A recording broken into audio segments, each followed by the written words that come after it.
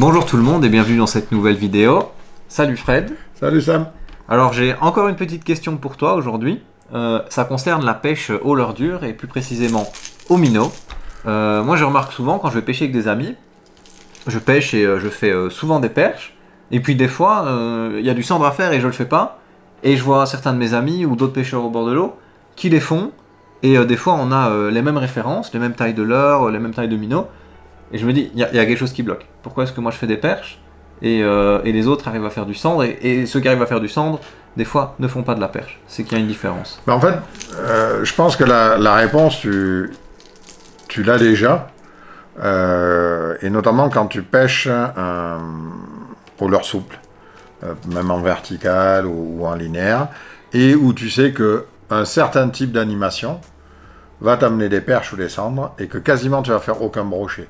Et combien de fois sur un bateau vous avez eu cette expérience avec des leurres souples où le gars derrière va faire des perches parce qu'il ne voit pas le sondeur, il n'y fait pas attention, etc. Il n'est pas concentré et il va décoller ses leurres et les perches, elles, ne vont pas hésiter à décoller et à aller gameler le leurre.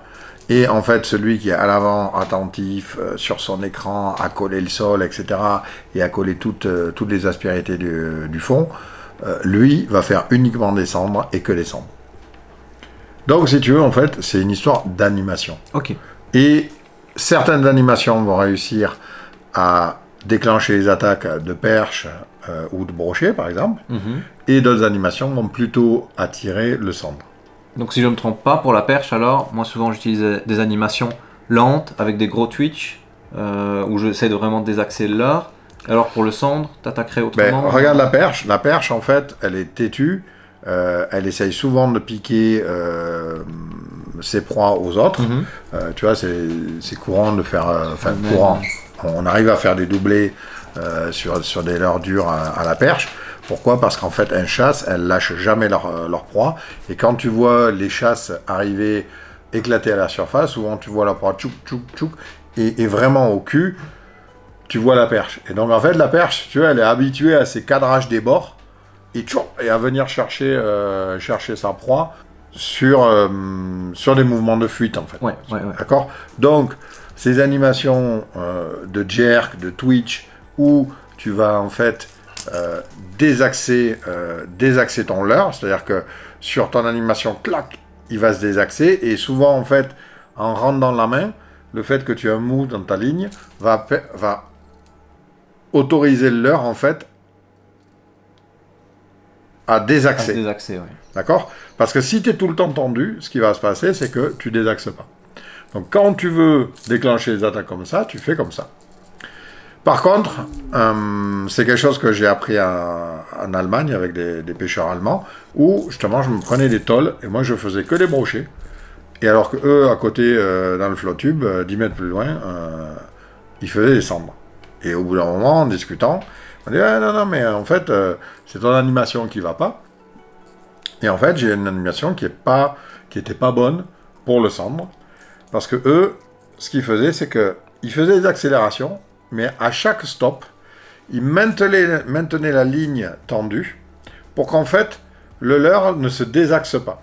C'est-à-dire que même un suspending, si tu veux, s'il n'a pas une bannière tendue, il va avoir tendance à rester vraiment dans l'axe, quoi.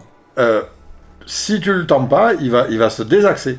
Parce que il y aura un peu de courant. Parce que il y aura quelque chose qui va désaxer. Et quand tu vas reprendre, en fait, ta tension, il se remet. De nouveau, il va se remettre.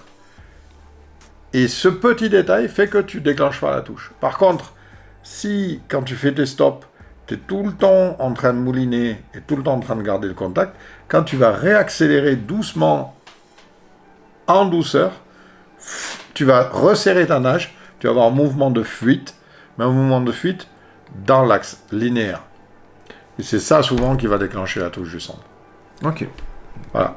T'as plus qu'à essayer. J'espère que j'arriverai à faire du cendre sur des minnows parce que je sais que ça fonctionne et je vais continuer à m'entraîner. C'est assez bluffant et curieux de voir la quantité de pêcheurs qui pêchent au leurre dur, le cendre, en Allemagne. Et, alors que nous, francophones, on va dire, on est très en retard sur cette technique. Voilà, je vous encourage à essayer ça au bord de l'eau et je vous dis à la prochaine. Ciao.